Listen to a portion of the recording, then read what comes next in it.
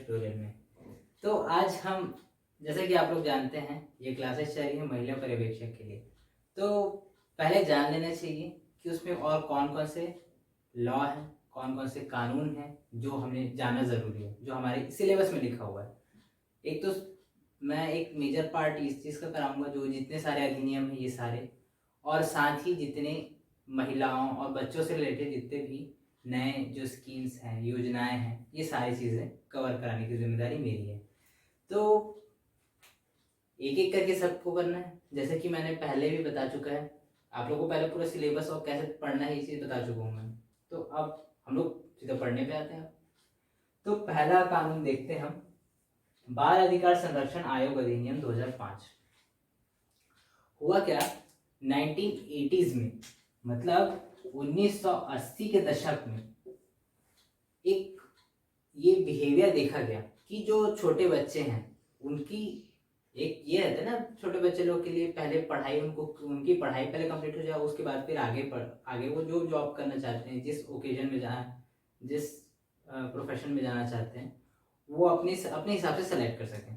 लेकिन अगर उनको बेसिक नॉलेज ही नहीं दिया जाए तो फिर उनको समझ कैसे आएगा कि उनको आगे क्या करना है। तो और भी बहुत सारी चीज़ें, ये तो पहला चीज़। दूसरा चीज़, बहुत सारे बच्चों को जो उद्योग तो खुल चुके थे, उद्योगों में कार्य करने के लिए लगा दिया गया था। ऐसे उद्योग भी थे, कुछ ऐसे उद्योग थे जहाँ ठीक था, मतलब बच्चों की स्थिति नॉर्मल थी कि सर्वाइव कर सकते हैं। लेकिन कई सारे ऐसे उद्योग भी थे जहाँ सर्वाइव ही नहीं कर सकते थे, और उनके सर्वाइवल के लिए वहाँ पर कोई भी, जैसे एक मेडिकल किट अवेलेबल होना चाहिए, यहाँ तक कि कई सारी जगह में वो भी अवेलेबल नहीं था। बच्चे ही नहीं, बड़ों के लिए भी नहीं था, किसी के लिए भी नहीं था। तो बड़ों के लिए तो फिर कोड आया, बहुत सारे लॉ आए, कोड ऑन वेजेस। अभी जैसे जिसका अभी कंबाइन कर दिया गया है, करीब 40 से 44 जो लॉज थे, लेबर लॉज थे, उन सबको मर्ज करके 4 लॉ बना दिया गया है। चेंजेस कुछ ज़्यादा कुछ किए नहीं गए हैं, लेकिन इनका ही एक मर्ज एडिशन जो अभी जो आया है उसमें है। तो अब इनके लिए तो जो 18+ हैं, मतलब जो वयस्क हैं, उनके लिए ये सारी व्यवस्थाएं थी। लेकिन जो छोटे हैं, बच्चे हैं, जिनको समझ नहीं है कि उन्हें उनके अधिकार क्या होने चाहिए, ये सारी चीज़ें कोई आइडिया नहीं था इनको। तो ऐसे बच्चों को क्यों, उनकी जिम्मेदारी भी तो सरकार की है। तो और ये सिस्टम सिर्फ इंडिया का नहीं है, न केवल छत्तीसगढ़ का है। अभी तो पूरे विश्व में जितने सारे भी देश हैं, सभी जगह ये समस्याएं देखी जा रही थी कि बच्चों का एग्जॉर्शन हो रहा था, बच्चों का वस्तुओं की भांति क्रय विक्रय होता था। तो ये सारी चीज़ें सही नहीं है। तो इन्हें ख़त्म करने के लिए एक कन्वेंशन किया गया, बहुत सारे कन्वेंशन किए गए में, लेकिन हम लोग सबसे इम्पोर्टेंट जो हमारा है 1990 का संयुक्त राष्ट्र महासभा में जो शिखर सम्मेलन किया गया, जो संयुक्त राष्ट्र की एक संस्था है, टोटल 6 संस्थाएं हैं, उसमें से एक है महासभा। तो इनका जब इसमें क्या होता है, संयुक्त राष्ट्र क्या है, सभी देश, कुछ देशों को छोड़ के लगभग सभी देश एक संगठन का निर्माण किए हैं। उस संगठन का नाम है संयुक्त राष्ट्र, यूनाइटेड नेशंस। नाम सुने होंगे। इसकी बहुत सारी संस्थाएं हैं, इसके बहुत सारे भाग हैं। तो इसमें और इसके मुख्यतः 6 भाग हैं, 6 इसके आधार हैं, पिलर्स हैं। उसमें एक सबसे महत्वपूर्ण भाग है महासभा, जिसमें सारे देशों का प्रतिनिधित्व होता है। सभी देश के एक एक रिप्रेजेंटेटिव्स वहाँ उपस्थित होते हैं और अपने देश से रिलेटेड या फिर किसी और मुद्दे पे भी वहाँ पर वार्ता करते हैं। तो ये कार्य रहता है महासभा का। अब उनका एक शिखर सम्मेलन बुलाया गया, जिसमें अधिकार, कुछ बच्चों के लिए कुछ अधिकार निश्चित किए गए। यहाँ जहाँ जहाँ बालक या बाल शब्द का यूज किया जाए, इसका मतलब ये नहीं है कि सिर्फ लड़कों की बात चल रही है। बालक से मतलब है लड़के लड़की दोनों की। वो सारे बच्चे जो 18 के नहीं हैं, जो वयस्क नहीं है, वो सारे आएंगे इस बाल या बालक। आगे बहुत सारी जगह, हर जगह यहाँ पर बालक यूज किया गया है, पर्टिकुलर लड़का लड़की ऐसा नहीं बोला गया, कैटेगराइज नहीं किया गया है।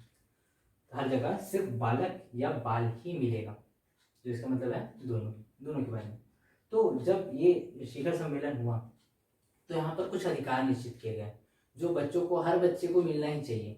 वो कौन कौन से थे? जीवित रहने का अधिकार सबसे इम्पोर्टेंट, और जीवित रहने के अधिकार में बहुत सारी चीज़ आता है, जैसे उसको मेडिकल फैसिलिटी भी अवेलेबल होना चाहिए, उसको काम करने के लिए ऐसे मतलब उसकी सुकुमार अवस्था का एग्जॉशन ना हो, मतलब हनन ना हो, ऐसे सारे अधिकार जीवित रहने के अधिकार के अंतर्गत आ जाते हैं। मतलब एक एक अधिकार के अंदर बहुत बहुत सारे अधिकार हैं।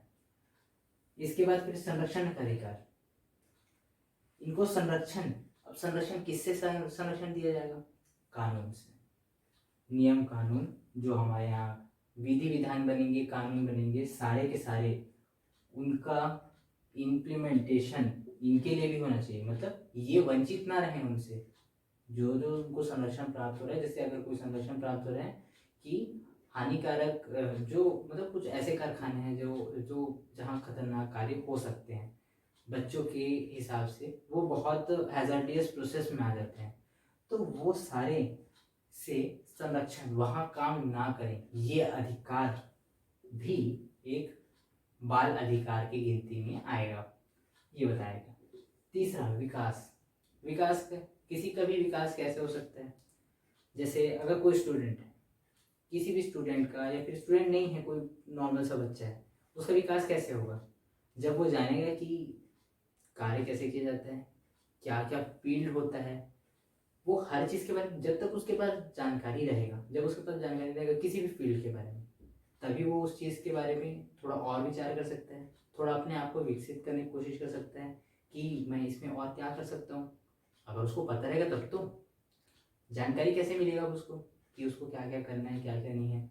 उसको अधिकार कैसे मिलेगा? जब उसको ज्ञान मिलेगा, मतलब शिक्षा। तो विकास से तात्पर्य है शिक्षा। शिक्षा तो ये सारे देखिए, ये मेन है। ये इन तीन चीज़ों को ये महासभा में डिक्लेयर कर दिया गया कि हाँ, ये तीन होंगे अधिकार बालकों के, और इसके अंदर बहुत सारे भाग हैं अपने, उसे हर देश अपने अपने हिसाब से परिभाषित करेगा। अब हुआ क्या, 11 दिसंबर 1992 में कन्वेंशन ऑन चाइल्ड राइट्स, ये एक कन्वेंशन हुआ 1992 में। इसमें इंटरनेशनल कोऑपरेशन हुआ, मतलब अंतर्राष्ट्रीय साझा हुआ कि हमें इन सबको अधिकार, इन सारे अधिकार को अवेलेबल करवाना पड़ेगा बच्चों के लिए, ये बहुत ज़रूरी है। ये इतना चीज़ निश्चित किया गया। अब निश्चय करना ही काफ़ी नहीं होता है। अब एक चीज़ और जान लीजिए, संयुक्त राष्ट्र महासभा 2 टाइप के कानून पारित करती है। एक्चुअली कानून बोलना भी थोड़ा सा पूरी तरह से सही नहीं होगा, वो निर्देश जारी करती है। वो 2 टाइप के होते हैं। पहला, कुछ ऐसे नियम रहते हैं, कुछ ऐसे कानून रहते हैं जो गवर्नमेंट, जो हस्ताक्षरकर्ता देश हैं, जो संयुक्त राष्ट्र के सदस्य हैं, वो चाहे तो लागू करें चाहे ना करें, ये उनकी मर्जी है। ऐसा पहला होता है, ये पहले एक टाइप का इस टाइप का बिल होता है। दूसरा बिल क्या होता है, बाइंडिंग वो रहता है, बाइंडिंग प्रोविजंस रहते हैं। मतलब जो नियम बना दिया गया वो सबके लिए लागू करना ही करना है, उसका कोई ऑप्शन नहीं। अगर आप यहाँ इसके सदस्य देश हैं, हस्ताक्षर किए हैं अगर आपने, तो आपको ये सारा चीज़ मानना अनिवार्य है, उसका कोई सेकंड ऑप्शन नहीं है, आपको मानना ही मानना है। ऐसे 2 टाइप के होते हैं, तो ये इसको सेकंड टाइप में कैटेगराइज किया गया। जो ये वाला कॉपरेशन, जो इस संधि से जो रिजल्ट सामने आया, वो हर हस्ताक्षरकर्ता देश के लिए अनिवार्य घोषित किया गया। तो कौन सा याद करना है, देखिए। अधिकार, फर्स्ट टाइम अधिकार कहाँ बताया गया, संयुक्त राष्ट्र महासभा में 1990 में, जो शिखर सम्मेलन हुआ था उसमें। दूसरा, इम्प्लीमेंटेशन कब हुआ, साझा जो वो हुआ, कॉपरेशन कब हुआ, इंटरनेशनल कॉपरेशन स्टार्ट कब हुआ, ये हुआ 1992 में। किसके द्वारा, कन्वेंशन ऑन चाइल्ड राइट्स, इस नाम से कन्वेंशन हुआ, ठीक। तो ये स्टार्ट हुआ। तो अब देखिए ये क्या किए ये लोग, जो संयुक्त राष्ट्र महासभा से जो सारे अधिकार मिले थे, उन सबको लागू कराना है सभी देशों के लिए, ये ज़रूरी है, ऐसे इन्होंने कह दिया। अब सब देश, हर देश की कंडीशन अलग अलग होती है। सिर्फ इंडिया की ही बात कर लें अगर, तो इंडिया में बहुत सारे अलग अलग भाषा बोलने वाले लोग रहते हैं, अलग अलग संस्कृति के लोग रहते हैं। तो इस हिसाब से हर किसी के लिए सुटेबल हो, किसी के अधिकारों का हनन ना हो, किसी के क्षेत्र अधिकार में हस्तक्षेप ना हो, ये सारे चीज़ को ध्यान रख के बनाया जाता है कोई भी कानून हमारे देश में। तो अगर हम सिर्फ अपने देश की बात करते हैं तो इतनी सारी विविधता है, और अगर पूरे वर्ल्ड में देखा जाए तो विविधता का और भी ज़्यादा वो क्षेत्र बढ़ जाता है, और भी बहुत ज़्यादा विविधता हो जाती है। तो इतनी सारी विविधता है, तो एक सिंगल नियम कैसे हो सकता है जो सभी को लागू हो, सभी को मान्य हो? ऐसा नहीं हो सकता। इसलिए ये सारा चीज़, ये मेन अधिकार के मेन पॉइंट्स बता दिए गए, ये आधार बिंदु है।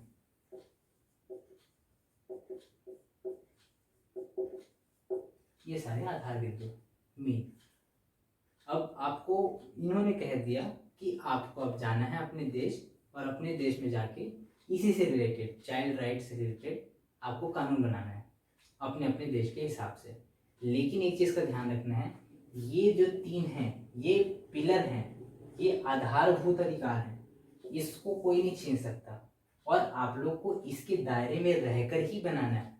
कुछ भी बनाना है, इनका हनन नहीं होना चाहिए, और इन्हीं के सपोर्टिव में ही बनाना है आपको। तो ये चीज़ बताया गया, ये सारा चीज़ था इसमें, इस कन्वेंशन में। अब इंडिया में क्या देखो, 1992 में आ गया था, लेकिन इम्प्लीमेंट होते होते बहुत टाइम लग गया। 2006 में इसको हमारे देश में जब बाल अधिकार संरक्षण आयोग अधिनियम आया, तब 2006 में इसको वो मिल गया, सिग्नेचर मिल गया राष्ट्रपति का। लेकिन ये अभी भी लागू नहीं हुआ था। लागू कब हुआ? 15 फरवरी 2007। ये डेट याद रखेंगे, 15 फरवरी 2007। और अब इसमें क्या क्या है? 3 अध्याय हैं और टोटल 37 धाराएं हैं। 3 अध्याय, 37 धाराएं। इतना में ही पूरा का पूरा बाल अधिकार संरक्षण आयोग अधिनियम खत्म होता है, इतना में। तो अब देखते हैं इस एक्ट में और क्या क्या बोला गया था। सबसे पहले तो हम लोगों ने क्या देखा, इसमें 3 अध्याय हैं और 37 इसमें धाराएं हैं टोटल। अच्छा, जो यूनाइटेड नेशंस का कन्वेंशन था वो 1990 नहीं है, 1989 है। इस चीज़ को सुधार लेंगे, लिख लिए होंगे तो। अब देखते हैं हम लोग परिभाषा किस चीज़ की? बाल अधिकार की परिभाषा, क्योंकि हम लोग को जब तक पता नहीं रहेगा कि बाल अधिकार होता क्या है, उसका क्या क्या डेफिनेशन है, तब तक हम लोग उसके बारे में कैसे काम कर सकते हैं। तो इसलिए अब परिभाषा कहाँ से लिया जाए, तो वो सारा अधिकार, वो सारी बातें जो यूएन कन्वेंशन 1989 में कही गई थी, वो सारी के सारे जो अधिकार उसमें बताए गए थे, वो सारे के सारे अधिकार आएंगे इसमें। अब यूएन कन्वेंशन के बाद, जब कन्वेंशन हो गया, उसके बाद कुछ टाइम बाद भारत सरकार ने भी घोषित किया था कि हमारे हिसाब से बाल अधिकार क्या क्या होंगे। तो वो भी, मतलब जो यूएन कन्वेंशन में बोला गया था वो सारा चीज़, और साथ ही जो भारत सरकार द्वारा जो बोला गया था वो सारा, ये सारे किसकी कंडीशन में आएंगे? परिभाषा में आएंगे बाल अधिकार की, कि बाल अधिकार होता क्या है, चाइल्ड राइट्स है क्या, ये सारा चीज़। अब इस पे इसके कार्यों की जानकारी एकत्र करने में, यहाँ काम ठीक से हो रहा है कि नहीं, ये सारा चीज़ करने के लिए एक निकाय का गठन किया गया। उस निकाय का नाम है राष्ट्रीय बाल अधिकार संरक्षण आयोग, जो कि बाल अधिकार संरक्षण आयोग अधिनियम के अंतर्गत ही आता है। इस अधिनियम के द्वारा ही इस आयोग का गठन किया गया। ये केंद्रीय स्तर पर और राज्य स्तर पर राज्य बाल अधिकार संरक्षण आयोग का भी गठन किया गया। दोनों चीज का प्रावधान है। अब ये राष्ट्रीय, मतलब इस आयोग की शक्तियां पूरे के पूरे भारत में, जैसे जो बहुत सारे एक्ट्स में ऐसा है कि जम्मू कश्मीर को छोड़ दिया जाता था, लेकिन इसमें नहीं छोड़ा गया था, इसमें जम्मू कश्मीर को भी ऐड किया गया था। तो सारे के सारे भारत के क्षेत्र में जितने सारे राज्य आते हैं, केंद्र शासित प्रदेश आते हैं, सारे के सारे इसमें इंक्लूड हो गए। अब इसका गठन कैसे होगा? तो इसका गठन कौन करेगा? केंद्र सरकार, राष्ट्रीय आयोग का। और राज्य आयोग का जो प्रत्येक राज्य में रहेगा उसका गठन कौन करेगा? उस राज्य की राज्य सरकार। तो इसमें कौन करेगा? केंद्र सरकार। और जहां जहां केंद्र सरकार बोला जाए तो केंद्र सरकार से मतलब उसका है केंद्रीय मंत्रिमंडल। केंद्रीय मंत्रिमंडल जो है यही डिसीजन लेगा, डिसीजन लेने का इसका रहेगा, जिसकी अध्यक्षता कौन करता है? प्रधानमंत्री करता है। तो ये इनके द्वारा किया जाएगा गठन। अब इसकी संरचना कैसी होगी? इसमें एक अध्यक्ष होगा और 6 सदस्य होंगे। एक अध्यक्ष और 6 सदस्य। अब एक अध्यक्ष रहेगा, उसके क्या मतलब उसका क्वालिफिकेशन कुछ तो होना चाहिए। तो उसका क्वालिफिकेशन क्या है? बाल अधिकार के कल्याण और संवर्धन हेतु कार्य किया हो ऐसा पर्सन, मतलब इस क्षेत्र में बाल अधिकार के संबंध में उसको एक अनुभव होना चाहिए, एक अच्छा अनुभव होना चाहिए। तो ऐसे व्यक्ति को अध्यक्ष बनाया जाएगा। साथ ही 6 सदस्य भी रहेंगे। अब ये जो 6 सदस्य हैं किन किन क्षेत्रों से रहेंगे? शिक्षा, बाल स्वास्थ्य, किशोर न्याय, बाल श्रम, बाल मनोविज्ञान और समाज शास्त्र, और इनसे संबंधित जो जितनी सारी विधियां हैं इन सब के अनुभव ज्ञान और मतलब अनुभव और ज्ञान ये होना चाहिए। इन सारे फील्ड्स का अनुभव भी होना चाहिए और ज्ञान भी होना चाहिए। ऐसे पर्सन्स को कौन चुनेगा? केंद्र सरकार, मतलब केंद्रीय मंत्रिमंडल सेलेक्ट करेगा फिर, और इसके लिए भी एक निकाय बनेगा। उसके बाद आगे देखते हैं उसके बारे में। तो जो 6 सदस्य ये याद रखेंगे कि इसमें क्वालिफिकेशंस क्या क्या, ये सारी क्वालिफिकेशंस हैं इनकी। और ये वाला जो है ये अध्यक्ष की क्वालिफिकेशन है कि अध्यक्ष को ये कम से कम इतना तो आना चाहिए उसको। अब इसका कार्यालय कहाँ है? मुख्यालय कहाँ है? दिल्ली में। राष्ट्रीय जो आयोग रहेगा, राष्ट्रीय आयोग का मुख्यालय रहेगा दिल्ली में, और हर राज्य में अपना एक राज्य आयोग भी रहेगा। तो उस आयोग का कहाँ पर रखा जाएगा वो वहाँ की राज्य सरकार डिसाइड करेगी। तो यहाँ तक कंप्लीट होता है। इसके बाद देखते हैं फिर कि इन सदस्यों का चयन किस प्रकार किया जाएगा, क्योंकि एक समिति का गठन किया जाएगा, उसके बाद ही इन सब का चुनाव करेंगे। अब देखते हैं नियुक्ति किसकी? अध्यक्ष और सदस्य की। हमने देखा कितने मतलब एक अध्यक्ष रहेगा और 6 सदस्य रहेंगे। तो उनकी नियुक्ति कैसे होगी? तो इनकी नियुक्ति के लिए एक 3 सदस्यीय समिति का गठन किया जाएगा। मतलब समिति में 3 लोग रहेंगे और उसमें एक अध्यक्ष होगा। अध्यक्ष कौन होगा? महिला एवं बाल विकास मंत्रालय जो हमारा है उसमें जो प्रभारी मंत्री रहेंगे वही इस समिति के अध्यक्ष बनेंगे। और ये समिति क्या करेगा? उसका फिर उन सदस्यों का चयन करेगा जो इस आयोग में विराजित होंगे। तो अब आगे देखते हैं। ये हो गया इनकी नियुक्ति से संबंधित जितना भी सारा चीज था वो सारा यहाँ कवर होता है। इसके बाद देखते हैं पदावधि कि ये कितने टाइम तक अपने पद पर बने रहेंगे। तो पद ग्रहण, जिस तारीख से पद ग्रहण करेंगे उससे अगले 3 साल तक ये अपने पद पर बने रहेंगे। इनका 2 बार नियुक्ति हो सकता है, मतलब अध्यक्ष का भी और सदस्य का भी 2 बार नियुक्ति के पात्र हैं। लेकिन 2 बार से ज़्यादा मतलब तीसरे बार अगर होना चाहेंगे तो उसके लिए अलाउ नहीं है। मैक्सिमम 2 बार ही नियुक्त हो सकते हैं। अब इसमें मैक्सिमम आयु कितनी होनी चाहिए? 65 से पार हुए तो फिर आप योग्य नहीं है, अयोग्यता की श्रेणी में आ जाते हैं। तो 65 से ऊपर गए, 65 के पहले तक ही मतलब इनका नियुक्ति होगा। अब आगे देखते हैं पद मुक्त कैसे कैसे हो सकते हैं। पहली बात तो सीधा त्याग पत्र दे सकते हैं, लेकिन एक चीज का ध्यान रखेंगे, यहाँ पर थोड़ा सा मतलब अलग ही सिस्टम है ना त्याग पत्र देने का। जनरली ऐसा होता है किसी भी समिति में, किसी समिति है या फिर कोई भी संगठन है, उसमें ऐसा रहता है कि सदस्य अगर अपना त्याग पत्र देना चाहते हैं तो अध्यक्ष या सभापति को देते हैं। लेकिन यहाँ पर सिस्टम अलग है। अगर इसमें सदस्य को या फिर अध्यक्ष को किसी को भी त्याग पत्र देना है तो त्याग पत्र सीधा किसको देंगे? केंद्र सरकार को। सदस्य भी देंगे केंद्र सरकार को, अध्यक्ष भी देगा केंद्र सरकार को। कोई अलग से और कोई सिस्टम नहीं है, सीधा जो भी है सब केंद्र सरकार के लिए। अब ये त्याग पत्र वाला सिस्टम हो गया। मृत्यु भी हो सकती है, उससे भी पद रिक्त हो सकता है, या अवकाश ग्रहण कर लेते हैं उससे भी रिक्त हो सकता है। इसके अलावा अगर केंद्र सरकार को लगता है कि इनमें से कोई सिस्टम उपस्थित है, मतलब ऐसा कोई गलत काम कर दिए हैं, तो उसके कारण भी उसको अपने पद से मुक्त करने की प्रक्रिया प्रारंभ की जा सकती है। और वो सब क्या है? पहला, पागल या दिवालिया अगर घोषित कर देते हैं। अब ये घोषित कौन करेगा? न्यायालय।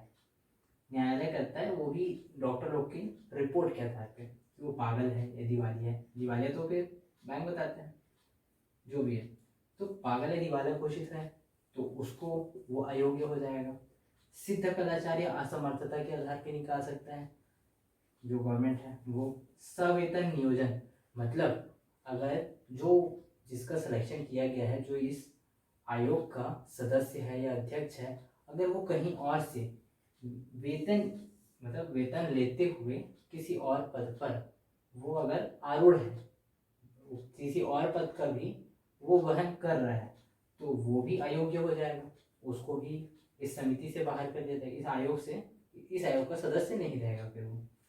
विकृत चित्त का है, अब ये तो इसको तो जो मेडिकल ऑफिसर रहेंगे वो लोग प्रूफ करते हैं कि वो उसका चित्त विकृत तो नहीं हो गया है। तो ये सारा चीज, अगर किसी का विकृत चित्त मतलब अगर वो सोचने समझने की शक्ति खो बैठा है, उस पे उसका दिमाग कहीं और ही चलते रहता है, तो ऐसे लोगों को बोलते हैं विकृत चित्त का। तो ऐसे लोग भी बाहर हो जाएंगे। फिर पद का दुरुपयोग, अगर कोई सदस्य है या अध्यक्ष ही है, अगर अपने पद का दुरुपयोग करते हुए पकड़ा जाता है या फिर दिखाई देता है कि हाँ इसने ऐसा ऐसा काम किया अपने पद का उपयोग करते हुए, दुरुपयोग करते हुए, तो फिर ऐसा व्यक्ति भी अयोग्य हो जाएगा।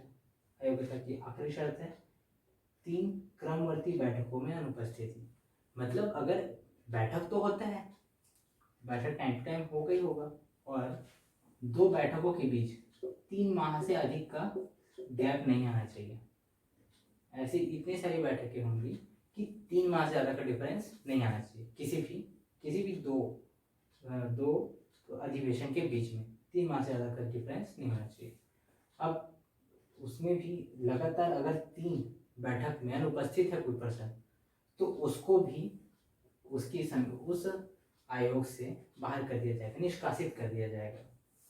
अब लेकिन देखिए, इतनी सारी कंडीशंस हैं उसको पद मुक्त करने की, सदस्य को, अध्यक्ष को पद मुक्त करने की इतनी सारी शर्तें हैं। अब हो सकता है कोई जानबूझ के इसको ऐसा फंसा रहा हो, इसलिए यहाँ पर उसको सुनवाई का मौका मिलेगा। अगर उसको किसी भी पर्सन को, किसी भी सदस्य को अगर उसके पद से निकाला जा रहा है, उसको पद मुक्त किया जा रहा है, तो उसके पहले उसको अपना बात रखने का पूरा मौका दिया जाएगा। किसी को बोलते हैं सुनवाई का पूरा अवसर देना। तो उसके बाद भी अगर वो अपने आप को सही सिद्ध नहीं कर पा रहा है, तो फिर उसको उसके पद से हटा दिया जाएगा। तो हमने अभी क्या देखा, जितने तरीके थे, कोई अध्यक्ष है या सदस्य है वो किस प्रकार से अपने पद से मुक्त हो सकता है, ये सारा चीज़ हमने देखा। या तो वो खुद से हो सकता है, मतलब खुद से त्याग पत्र दे सकता है, या फिर दिवालिया, विकृत चित्त आदि बहुत सारे हमने देखे, बहुत सारे केसेस। अगर उनमें से कोई सा भी फुलफिल होता है तो फिर वो पद से मुक्त हो जाता है। और लेकिन सुनवाई का अवसर मिलेगा उसको, पर सुनवाई का अवसर मिलेगा। अगर अपने आप को वो सही प्रूफ कर लेते हैं तो फिर उसको पद मुक्त नहीं किया जाएगा, और अगर गलत पाएगा तो फिर पद मुक्त हो जाएगा। अब जो भी है, मान लेते हैं किसी केस में वो पद मुक्त हो गया किसी कारण से, तो अब वो पोस्ट तो खाली रह गया 6+1। अब अध्यक्ष हो चाहे सदस्य हो, कोई से भी अगर खाली हो गया तो फिर से जो समिति बैठा था 3 सदस्यीय समिति, वो फिर से बैठेगा और वो उस पद के लिए चयन करेगा, नियुक्ति करेगा। जैसे मान लेते हैं सदस्य में से अगर कोई गायब है, ठीक है, तो 5+1 इतने बस बचे हैं, तो एक सदस्य के लिए वो फिर से बैठेगा नियुक्ति आयोग, और फिर से नियुक्ति करेगा एक सदस्य के लिए। तो हमारे पास हमेशा क्या रहना चाहिए, 6 सदस्य और एक अध्यक्ष होना ही चाहिए हर बार। तो अगर किसी कारण से ये कम हो जाता है तो कितने दिन के भीतर, 90 दिन के भीतर, 90 दिन के भीतर किसी नए पर्सन को नियुक्त करना जरूरी है, वो इम्पोर्टेंट है। अब इसके बाद निर्णय में आते हैं। अगर कोई डिसीजन लिया जा रहा है, किसी भी टाइप का डिसीजन ले लिया गया, अब डिसीजन ले लिया गया, कोई सा भी जनरली रहता है, मैक्सिमम डिसीजन बहुमत के आधार पे ही लिए जाते हैं। कुछ कुछ बहुत सारे केसेस में ऐसा भी होता है 2/3 होने चाहिए, लेकिन यहाँ पर सिर्फ बहुमत की बात कही गई है, मतलब 50+1, 50% प्लस 1। अब 6 सदस्य हैं, 6 सदस्य का 50% कितना होगा, 3 और 1, मतलब कम से कम 4 वोट, तो 4 वोट जिस पक्ष में जाएगा उसको मान्य किया जाएगा। लेकिन अगर हो गया ऐसा कि 3 और 3, 3 लोग इस एक पक्ष में बोल रहे हैं, 3 लोग विपक्ष में बोल रहे हैं उसके, तब कैसे करेंगे, तब फिर आएगा अध्यक्ष। अध्यक्ष के पास क्या होता है, निर्णायक मत देने का अधिकार होता है। और जहाँ कहीं भी बोला जाए निर्णायक मत, इसका मतलब वो सामान्य स्थिति में वोट नहीं दे सकता। अगर कोई नॉर्मल सा बात है, जब ऐसा वाला बराबर वाला सिचुएशन आया ही नहीं है तब की बात है, वो वोट नहीं देगा। लेकिन जब जब बराबर वोट पड़ जाए, एक जो 3 मत हैं पक्ष में और 3 मत विपक्ष में पड़ जाए, अब 3 से तो हो नहीं सकता ना डिसीजन, क्योंकि आधा आधा, आधे लोग राजी हैं, आधे लोग राजी नहीं हैं। तो ऐसे कंडीशन में अध्यक्ष अपने निर्णायक मत का प्रयोग करता है और उसको जिस पक्ष में सही लगता है वो उस हिसाब से अपने पक्ष में वोट दे देता है। और जब 4 हो जाता है पोस्ट, मतलब 4 मत हो जाता है, तो हमारे पास कितना है, 4 ही तो चाहिए हमको। तो जो भी डिसीजन वहां पर किसके ऊपर रहता है, फिर अध्यक्ष के ऊपर। अध्यक्ष जिस पक्ष में वोट दे दिया वो वाला वो मान्य हो जाता है। लेकिन इस चीज को हमेशा ध्यान रखिएगा, निर्णायक मत सिर्फ बराबरी की कंडीशन में दिया जाता है, जैसे 3-3 पक्ष हो गए दोनों साइड, तभी बस दिया जाएगा इस टाइप की कंडीशन में। और कोई तब सिर्फ इसी का बात नहीं है, कई सारे और समिति में, संगठन में ऐसा केसेस आता है कि उसके अध्यक्ष के पास निर्णायक मत देने का अधिकार होता है। तो निर्णायक मत से सिर्फ एक मतलब है कि जब इमरजेंसी हो तभी वो वोट का यूज किया जाएगा, वो है निर्णायक मत। अब पद रिक्तता, अगर पद किसी कारण से रिक्त है, जैसे अध्यक्ष अगर किसी कारण से उपस्थित नहीं है अपनी समिति, मतलब अपना पीठासीन अधिकारी अध्यक्ष ही है, वो उपस्थित नहीं है, तो पीठासीन अधिकारी के रूप में कौन कार्य करेगा, जो 6 सदस्य हैं हमारे, उन 6 सदस्यों में से एक को चुन लिया जाएगा, वो इस सदन की अध्यक्षता करेगा।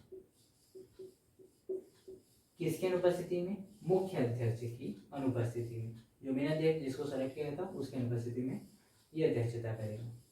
अब निर्णय लिया जाता है तो किसको दिया जाता है, कोई से भी निर्णय लिए, ये आयोग है, इन्होंने किसी पॉइंट पे आके डिसाइड किया कि हाँ अब ये काम होना चाहिए, तो इसको वेरीफाई कौन करता है, सर्टिफाई कौन करता है, सचिव।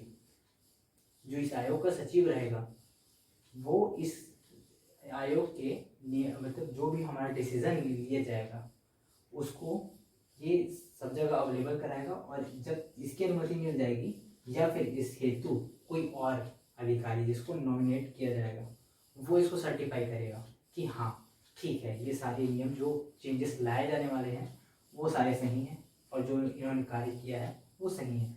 जब तक सचिव नहीं बोलेगा तब तक वो काम पूरी तरह से वैलिड नहीं होंगे। अब इसके बाद आते हैं, हम लोग क्या देख लिया अभी, केंद्रीय बाल अधिकार संरक्षण आयोग के बारे में देख लिए। अब आते हैं राज्य बाल अधिकार संरक्षण आयोग के बारे में। तो इसमें क्या है, नाम से स्पष्ट है, केंद्रीय था, राष्ट्रीय था, तो उसमें केंद्र सरकार उसको स्टार्ट करता था, नॉमिनेट करता था, उसका गठन करता था।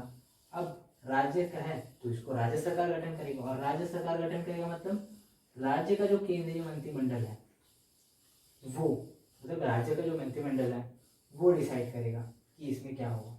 अब इसकी संरचना क्या है, एक अध्यक्ष 6 सदस्य, जैसा हम लोग ने केंद्रीय आयोग के बारे में पढ़ा, सेम टू सेम है राज्य आयोग के बारे में, कोई चेंजेस नहीं है। पदावधि भी यहाँ 3 वर्ष है, मतलब पूरी सेम है। तो आप लोग अगर एक को पूरा अच्छे से याद कर लेते हैं, केंद्रीय को अच्छे से याद कर लीजिए, सारे के सारे राज्य अपने आप बन जाएंगे। तो अब देखते हैं बालक न्यायालय। अब बालक न्यायालय क्या होता है, बालक न्यायालय में मतलब इस आयोग से रिलेटेड, मतलब आयोग जिस तरह के भी एक्शन लेने के लिए बोला जाएगा आयोग द्वारा कि इस जगह में या इस कंपनी में इन बालकों के अधिकारों का हनन हो रहा है या इस प्रकार से वहाँ वहाँ इम्प्लीमेंट नहीं किया जा रहा है, अधिनियम को इम्प्लीमेंट नहीं किया जा रहा है, जो अधिकार हैं, जो अधिकार दिए गए हैं बालकों को, उसको सुनिश्चित नहीं किया जा रहा है। तो ऐसे कंडीशन में जो भी मामला जाएगा, अब मान लेते किसी इंडस्ट्री में जा रहा है, जैसे कोई कंपनी है सी, ठीक है, इस कंपनी पे केस कर दिया गया, कौन करेगा केस? आयोग करेगा कि हाँ इस कंपनी में ठीक तरह से कार्य नहीं किया जा रहा है। तो हमने तो सीधा केस कर दिया, लेकिन क्या पता वहाँ कंपनी सही हो अपने क्षेत्र में, या फिर जो आयोग है उसको गलत इंफॉर्मेशन दी गई हो, इसलिए कंपनी को अपना मत रखने का अधिकार है पूरा। तो ये लड़ेगा, ये अपने अधिकार के लिए लड़ेगा कि नहीं मैंने ऐसा कोई गलत काम नहीं किया है, ये आपके पास आपको बस भटकाने का कोशिश किया जा रहा है, ऐसा कुछ बोलेगा? मतलब ये अपना मत रख रहा है, तो कहाँ रखेगा अपना मत? बालक न्यायालय में। और अगर बालक रख रहे हैं अपना मत कि ये कंपनी है, इस कंपनी में हमारे अधिकारों का हनन किया जा रहा है, तो बालक कहाँ रखेंगे अपना मत? बालक न्यायालय में। मतलब दोनों ही कार्य होंगे कहाँ? बालक न्यायालय में। अब इसका गठन कैसे किया जाएगा? इसका गठन कौन करेगा? राज्य सरकार। किसकी सहमति से? जो राज्य का हाई कोर्ट रहेगा, हाई कोर्ट के चीफ जस्टिस, हर हाई कोर्ट में एक चीफ जस्टिस होते हैं, उनकी सहमति से होता है इसका गठन। और हर एक जिले में एक एक होगा, हर एक जिले में एक बालक न्यायालय का गठन किया जाएगा, ये नियम कहता है। अब विशेष लोक अभियोजक कोऑर्डिनेटर, ये क्या होता है? ये पोस्ट होता है जो जिसके लिए आवश्यक योग्यता जो रहती है, कम से कम 7 वर्ष तक अधिवक्ता रहा हो और इस क्षेत्र के बारे में जानकारी रखता हो, ऐसे इंसान को बनाया जाता है विशेष लोक अभियोजक। इसके बाद आता है संपरीक्षा, क्योंकि कोई भी चीज़ है, जैसे ये आयोग है, इस आयोग के कौन कौन से कार्य, इन्होंने कौन कौन से कार्य किए, कौन कौन से कार्य नहीं कर पाए, या फिर कौन कौन से कार्य अधूरे रह गए, ये सारे चीज़ का रिपोर्ट बनेगा। और रिपोर्ट किसके पास पेश किया जाएगा? जो कैग होता है, कैग। अभी कैग क्या करेगा? संसद के समक्ष रखेगा। जो केंद्रीय बाल अधिकार संरक्षण आयोग रहेगा, केंद्रीय बाल संरक्षण आयोग रहेगा, उसका जो रिपोर्ट रहेगा उसको किसके सामने रखेगा? कैग। संसद के सामने। और जो राज्य का रहेगा उसको किसके सामने रखेगा? राज्य विधानमंडल के सामने रखेगा। अब ये सारी चीजें क्लियर हो गई। अब आते हैं एक बहुत बड़े पॉइंट पे, जो जहां से क्वेश्चन आने का चांस अच्छा खासा है। कृत्य, कि इस आयोग के क्या क्या कार्य हैं। तो पहला है संरक्षण, मतलब बालकों का अधिकारों का संरक्षण, बालक सही अवस्था में है कि नहीं, उसकी सुकुमार अवस्था के बारे में ध्यान रखना, ये सारा का सारा किस में आएगा? संरक्षण में। उसके बाद आएगा रिपोर्ट प्रस्तुत करना कैग के पास। ये रिपोर्ट बनाएंगे, उसको प्रस्तुत करेंगे कैग के पास, और कैग पेश करेगा विधानमंडल के पास, संसद के पास, दोनों के पास कौन करेगा? कैग। अब आते हैं अतिक्रमण की जांच। अतिक्रमण की जांच मतलब देखो, हो सकता है कुछ लोग ऐसे हों जो जानबूझ के किसी कंपनी का नुकसान पहुंचाना चाहते हो, तो वो लोग क्या करेंगे? झूठा बयान देंगे और कार्यवाही तो होगी ही ना। तो इस प्रकार की चीज़ों से संरक्षण, मतलब अगर बालक जो है वो अपने अधिकारों का अतिक्रमण कर रहे हैं कि मुझे तो ये अधिकार प्राप्त है तो मैं हनन करने चलता हूँ, अगर ऐसा कर रहे हैं तो उसके विरुद्ध भी संरक्षण प्रदान किया गया है। तो इसके विरुद्ध क्या होगी? जांच होगी। सबसे पहले तो जांच होगी, उसके बाद देखा जाएगा कि कौन गलत है कौन सही है। इसके बाद आते हैं उपचारी उपाय, मतलब अब इनकी अवस्थाएं देखते हुए, बालकों की अवस्थाएं देखते हुए कि इनके लिए और क्या किया जा सकता है, तो ये सारी चीज़ें किस में आएंगी? उपचारी उपाय में आएंगी। उनके लिए और बेहतरी को प्रयास करने का क्या क्या उपाय किया जा सकता है, ये सारा चीज़ इसमें आएगा। उसके आएगा इंटरनेशनल रिसर्च, अंतर्राष्ट्रीय स्तर पर बहुत सारे रिसर्च होते रहते हैं और यूनाइटेड नेशंस बीच बीच में गाइडलाइन भी जारी करते जाते हैं कि ऐसा ऐसा किया जा सकता है, ऐसा ऐसा किया जाना चाहिए, ये सारी चीज़ें बताते हैं। और सिर्फ यूएन ही नहीं है, और भी बहुत सारे संगठन हैं। तो ये लोग क्या करते हैं?